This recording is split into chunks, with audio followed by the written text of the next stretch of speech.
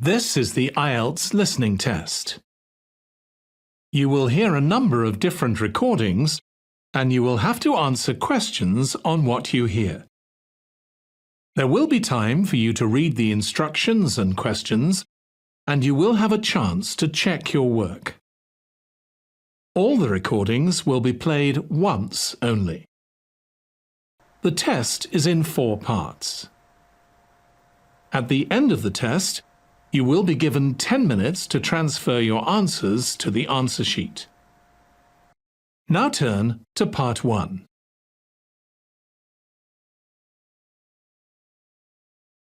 Part 1. You will hear a policeman giving a talk to some students.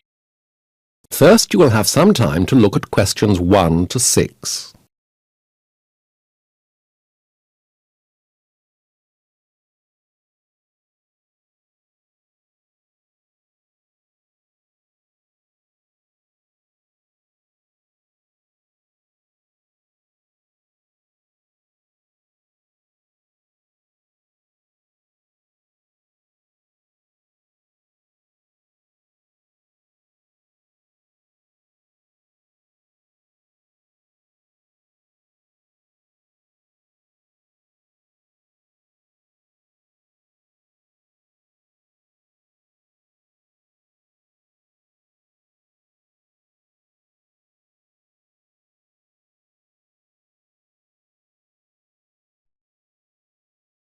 Now we will begin.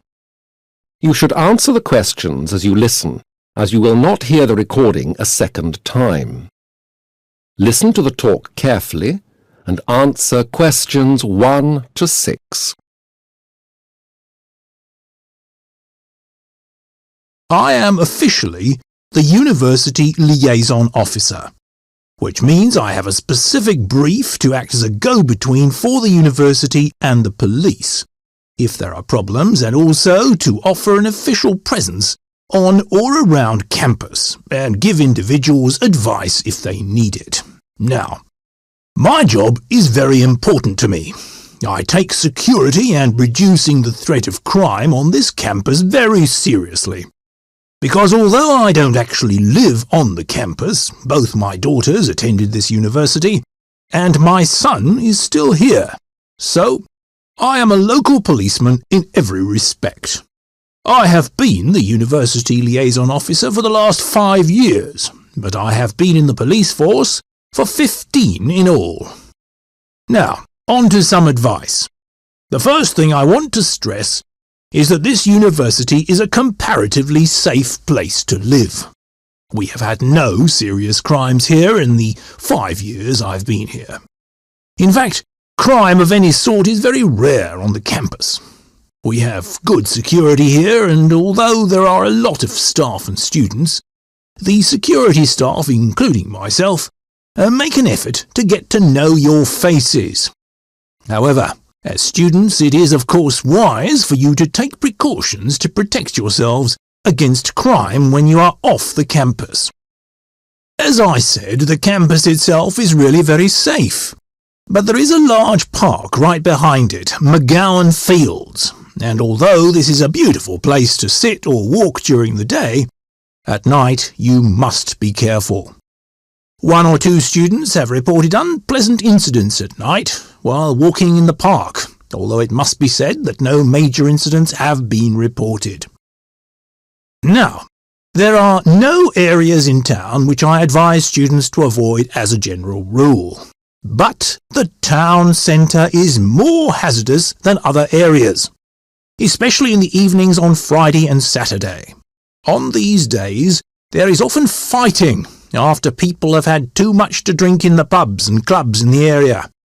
There have also been a number of robberies and muggings. Before the talk continues, you have some time to read questions 7 to 10.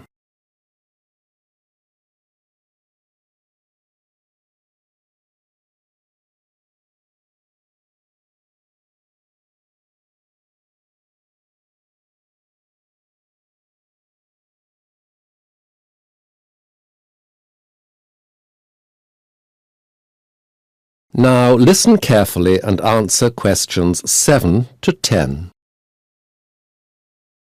Well, that was my advice to you. Most of it is common sense. But remember, crime always happens when you least expect it. But there are ways to protect yourself.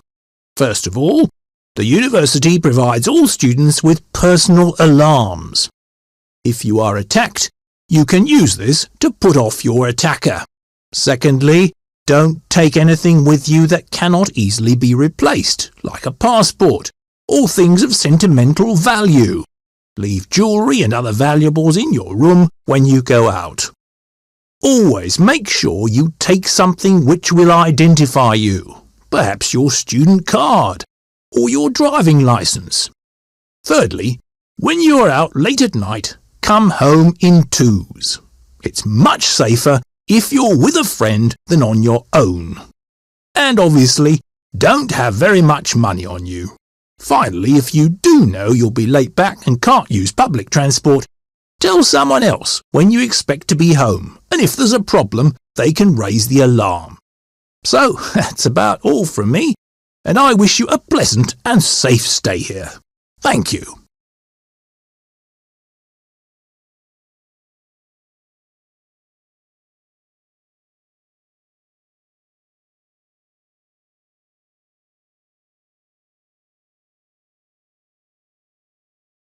That is the end of part 1.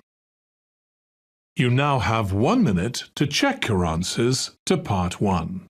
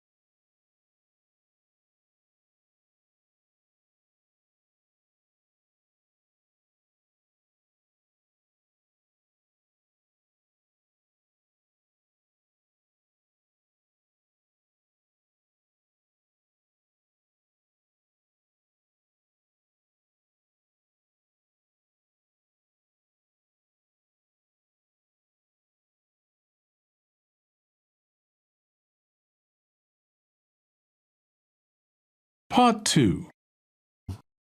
You will hear two students, Sarah and John, discussing their choices of courses to study. First, you have some time to look at questions 11 to 15.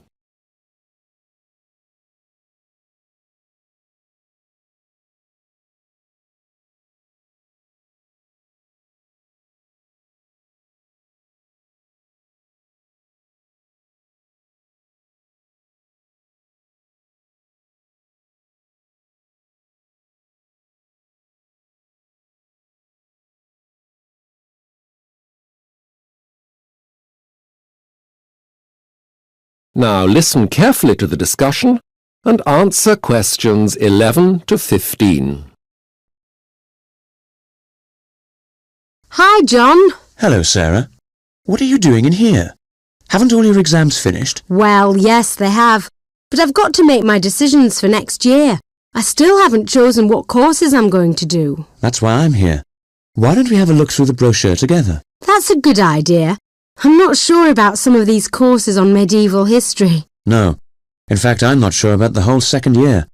I was talking to Peter Lilly the other day. You know, he's just finished the second year, and he was saying that the workload is higher in the second year because you have to read all these medieval documents in Latin. I mean, the first year's been pretty hard, but next year will be worse. There are more assignments in the second year. It goes up to 6 a year for each course, doesn't it?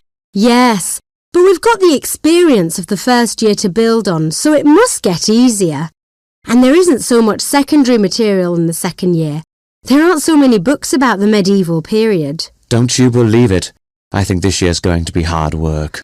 Well, perhaps I'd better give up my job then. You're working as well?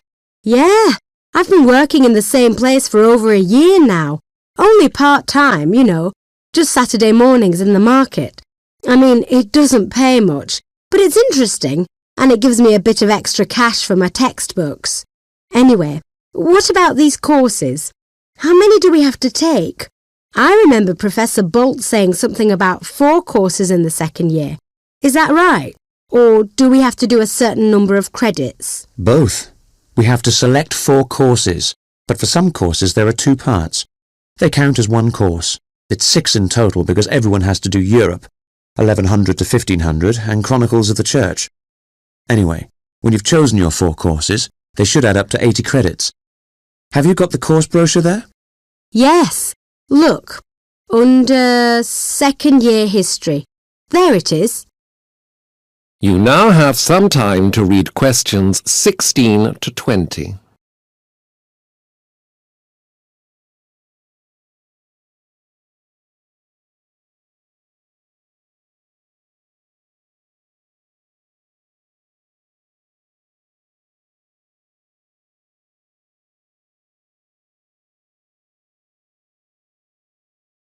Now listen to the rest of the discussion and answer questions 16 to 20. Right. Yes, look. Most of these courses are 20 credits each, except for the 2 short courses about the Crusades. They're 10 each. Now, medieval society. What do you think? Well, actually, I think it looks really good. Dr. Smith is okay. And you don't have to buy any books except a study pack. The best thing is there are no special requirements, no Latin or medieval English. The next one is Development of Technology with Mr. Mills. Ah, this is a good one. Peter recommended it. It's all about the way printing developed and early science. In fact, I think I could get a copy of Bouchier's History of Science from him. That means I wouldn't have to buy it. That does look interesting. And that doesn't have any special requirements either. What's next? Ah, here they are. 10 credits each, the Crusades. You need French to do them. I suppose a lot of the documents are in French. That's strange, look. There are different teachers for each part. I expect that's why it's 2 modules. Dr. Clare does the first part, but it's Dr. Shaker and Professor Lord for the second one. So that only leaves Peasants and Kings with Dr. Reeves. Oh, look! You have to know French for this one. Well, I must say I don't fancy any course that asks you to have Latin. But I think my French is good enough to read original sources. Yes, mine too. Well, what shall we choose?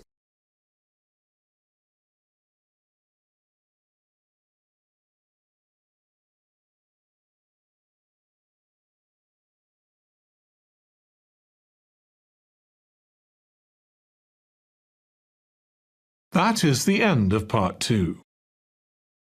You now have 30 seconds to check your answers to part 2.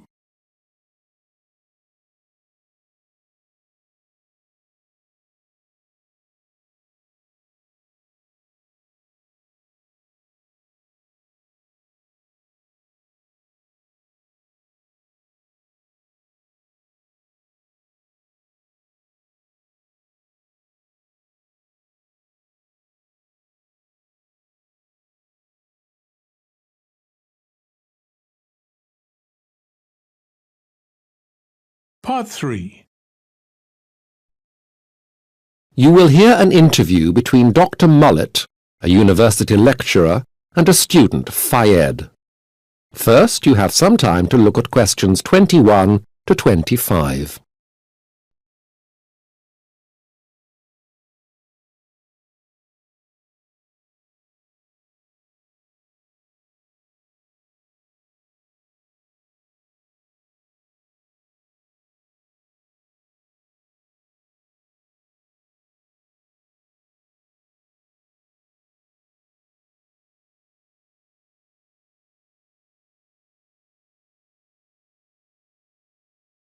Now listen carefully to the interview and answer questions 21 to 25. So, Fayed, you found my office quite easily? Yes, thank you. Thank you for coming such a long way for the interview. I believe you are from the Middle East. Now, Fayed, I really wanted to speak to you during this interview about 2 things: your exam results and your final year dissertation. Your thesis, your dissertation, that was something quite special. Your personal tutor actually sent me a copy, and I must say that for a third-year undergraduate, it is a very polished piece of work. Thank you. Yes, it is very promising. Now, the thing is, your tutor tells me that you weren't all that happy with your exams. Well, the results aren't out yet, as you know. The first 4 were fine, but in the last 3 I lost my nerve a bit and didn't do so well. I know I didn't do as well as I could. I was worried when I'd handed in my exams. Right. Well, exams are a bit of a game anyway. We can't all do well on the day. But here, exam results are not everything, as you know. I set great store by other factors in deciding whether we offer you a place on the master's course. Perhaps you could tell me a little about how you became interested in economics. Yes, of course. Well, I've always been interested in social and economic history, so from a very young age I read about the booms and crashes of the 19th and 20th centuries. I originally applied to study history at university, but when I got there I realized I had the chance to study economics at a high level, so I changed. My mother used to be an economist at the World Bank, so I had her to help me and guide me, although she didn't help me write my final year paper. No, quite. Now, you're applying for the master's course in the economics of the developing world, taught by myself and Dr. Brannigan. Why this particular course? Well, I've read some of your work on the development of rural banks, and I thought this was a good place to be. I mean, this is my first choice. Now you have some time to read questions 26 to 30.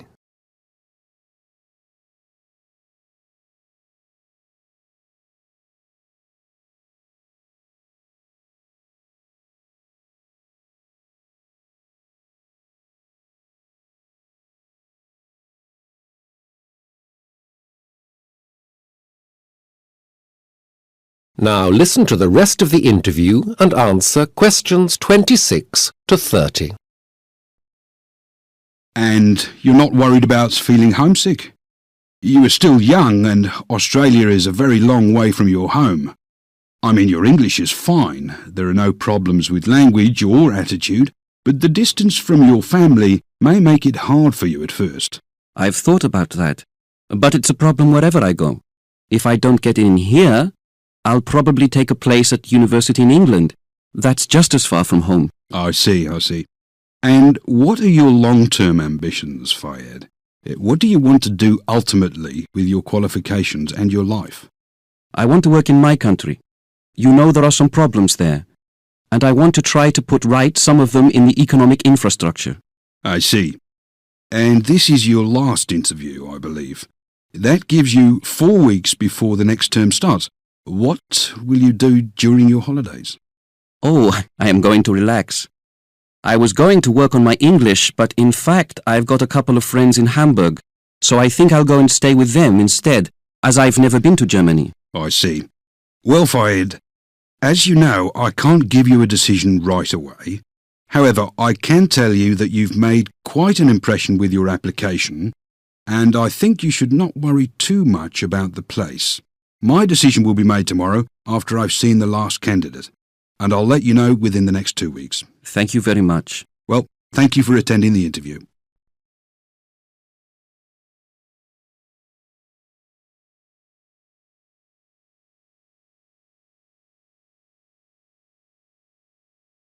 That is the end of part 3.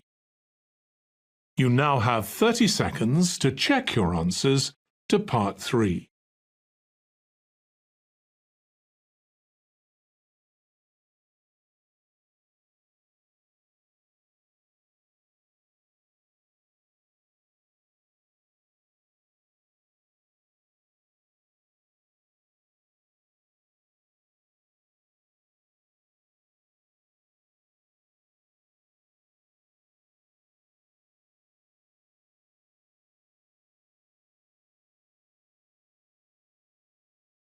Part 4.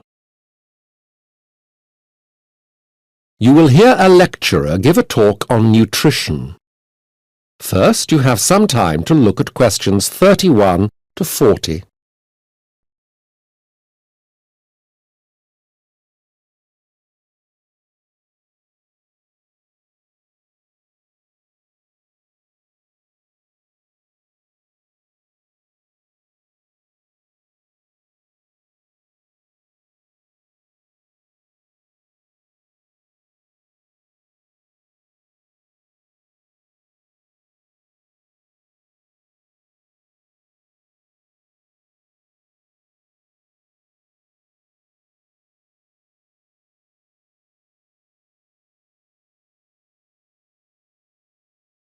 Now listen carefully to the talk and answer questions 31 to 40. Now, the topic of today's talk is nutrition, specifically vitamins and minerals. I'll be dealing first with some of the most common misconceptions about them. Then I'm going to talk about what vitamins there are, where they come from, and the quantities we need. We'll have some time at the end of the talk for any questions you may have. OK. Well, vitamins are known to the general public. In fact, the public knows more about them than it does about certain other key aspects of nutrition. One reason for this is that vitamins have been in the public eye for quite a while, at least since the middle of the 20th century, when their importance first became widely recognised. This awareness does mean that the public knows how important vitamins are, even if it doesn't mean that we all eat a healthy diet all the time. However, a problem does arise that is associated with this, which is the number of old wives' tales about vitamins. Usually these fallacies are not dangerous, but they do lead to an unnecessarily high intake of vitamin supplements. For example, it is widely held that high doses of vitamin C will cure colds and flu. I'd like to hit this one on the head. There is no evidence that any vitamin can cure anything. No, I'm afraid you'll just have to let time sort out your cold. And of course, the body can't store vitamin C, so those tablets you take are just an expensive waste of time. Another common belief with no evidence is the idea that vitamin A helps you see in the dark. Actually, there is some truth in this one, because vitamin A is necessary for good vision. But in the dark, in real darkness, nobody can see. And of course, taking too much vitamin A can actually be bad for you. But perhaps the most misleading idea, heavily promoted by certain companies, is that vitamins will make you intelligent. Now, while a healthy diet is essential if you are to make the most of your intelligence, there is no evidence whatsoever that vitamin supplements can make the slightest bit of difference. So what can vitamins do? Or perhaps more accurately, why do we need them? Well, the answer is that we need them for all sorts of reasons. Vitamin A, for example, also called retinol, is essential for good eyesight, especially at night, and to help us fight off infection and illness. We get it from liver, butter, egg yolks, and milk. Vitamin D, as is well known, is used to build strong teeth and bones, but it also helps us absorb calcium. Vitamin D is mainly formed in the skin through the action of sunlight. How much you need depends on different factors such as age and health. Vitamin E, tocopherol, is less well known, but is necessary in maintaining a healthy balance of fats in the body.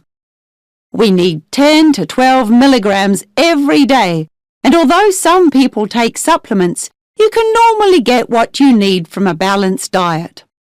The B complex includes vitamins B1, thiamine, B2, riboflavin, B6, pyridoxine, and B12, cyanocobalamin. It performs many functions, including allowing our bodies to metabolize carbohydrates, forming healthy tissue, and perhaps most importantly, forming red blood cells to prevent pernicious anemia. We need varying amounts of the B complex, and while most of us can get enough from a well-balanced diet, vegetarians may find themselves deficient in B12, which is only found in any noticeable quantity in meat, especially liver. Finally, vitamin C is the one everyone knows. Ascorbic acid, as it's also known, helps fight infection, which perhaps accounts for the myth about preventing colds. It also helps protect against scurvy. We need 30 milligrams a day and can only really get this amount from eating plenty of citrus fruit and fresh vegetables. Now, in a moment I'll be moving on to talk about how we can plan a diet which will supply all our vitamin needs. But before that, I'd like to look at some of the recent advances in our knowledge of the ways vitamin deficiencies can affect us.